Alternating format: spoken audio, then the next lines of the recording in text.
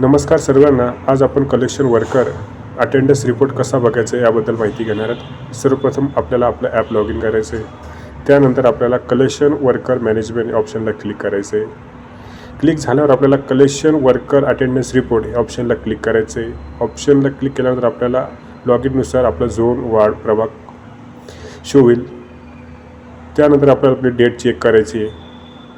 त्यानंतर सबमिट बटनावर क्लिक केल्यावर आपल्याला आपल्या कलेक्शन वर्कर सेवकानुसार आपल्याला ॲब्सेंट प्रेझेंट मार्क झालेलं दिसेल.